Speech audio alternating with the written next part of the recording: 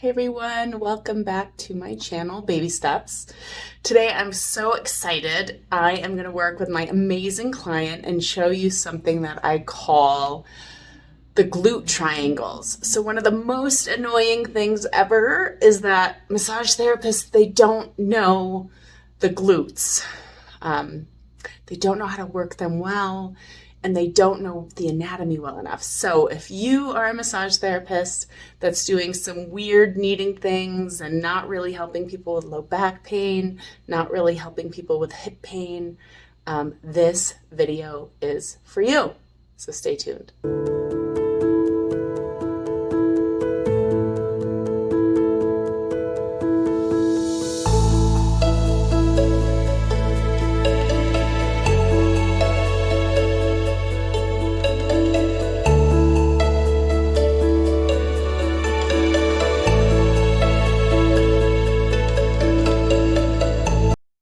So let's get into this. Obviously, this is your hip, low back, hip. Let's do some body mechanics review, okay? We've got our PSIS, which is here, okay? You've got your ASIS, which is here on the front. It's the pokey outy thing on the front.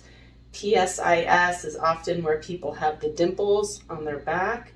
And then you have the greater trochanter here. This is where you've got your 6 deep lateral rotators. I know them as P, go, go, Q, starting with piriformis and going the gemmelluses and the obturators, all right here, okay? They insert on or around the greater trochanter. Okay, so notice that we've got our upper, what I call the upper triangle. You've got your PSIS, your ASIS, and your greater trochanter, okay?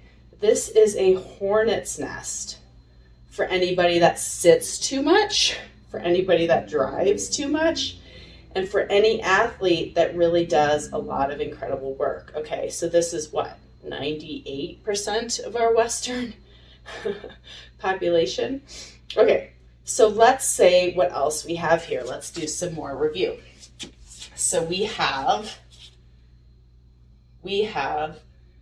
gluteus minimus, which is right here, okay?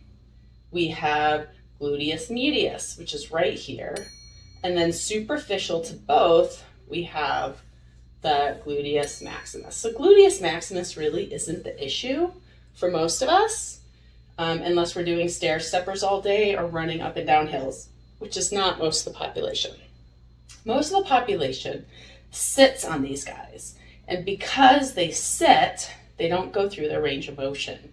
And so they get gross and tender and hard, to use the clinical word term. Okay, so about 2 inches higher than your greater trochanter, go about 1 inch, 2 inches up, and you're gonna feel a divot, okay? So this is really where minimus and medius meet. And I call this like the hornet's nest because it is a hornet's nest. You don't need oil here. All you need to do is press and hold. And you are gonna do them a world of good. Just in this move alone. If nothing else, you just did this, okay? You are separating that connective tissue where medius and minimus live, right on that gluteal line, okay? Now, let's look at that triangle again. You've got your PSIS, your ASIS, greater trochanter, okay? So notice that it splits the gluteus, it's the butt, in half, right? So all up here, pretty much anything goes, okay? You're not gonna hurt any nerve plexuses. You're not gonna do anything regarding fibers. You can go cross fiber, you can go with fiber, doesn't matter. Anything goes up here, okay? And especially around the greater trochanter, just fall off. One thing that I say with deep tissue massage, there's a lot of deep tissue massage, is finding the origin and insertion and falling off the origin or insertion. In this case, we're falling off the insertion of the deep lateral rotators, right? So now let's look at the lower triangle. So you've got the PSIS, the greater trochanter, and then you've got the ischial tuberosity. As you'll recall, the ischial tuberosity is the origin of the 3 hamstrings, okay? What else is here?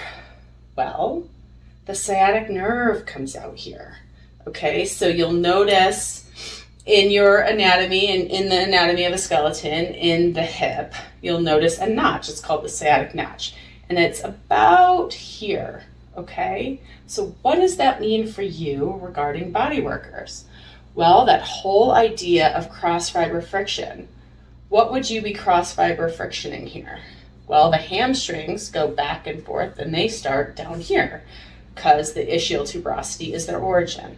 Okay, we know that gluteus maximus covers it over, and we know that the deep lateral rotators look like a fan, right? They come out like this.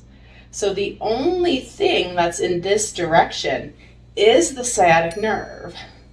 So when people that do not know their anatomy start working, they go, oh, there's something ropey here. Well, that something ropey is your sciatic nerve. So don't do that. Don't cross fiber friction your sciatic nerve.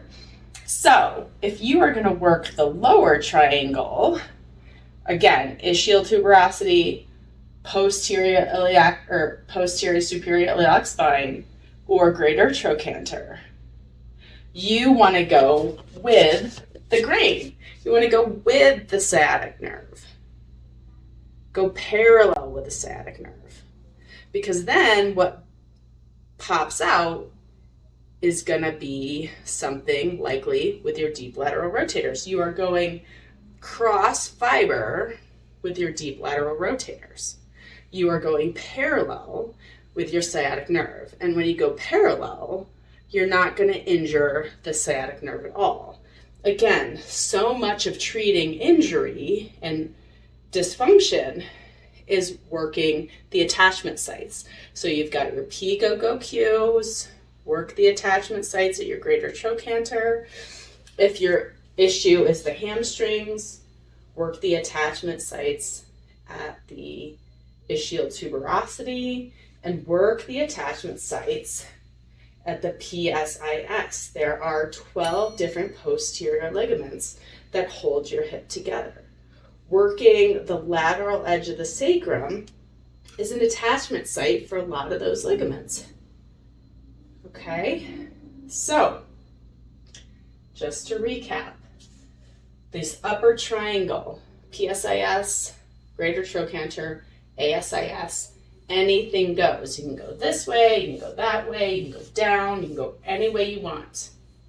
Okay, lower triangle, greater trochanter, PSIS, ischial tuberosity, your sciatic nerves comes out, and go with the fiber of your sciatic nerve so it just disappears and you can access the tissue. So that's all I have today. Thank you so much for tuning in. Until next time, like and subscribe if you gain value. See you next time.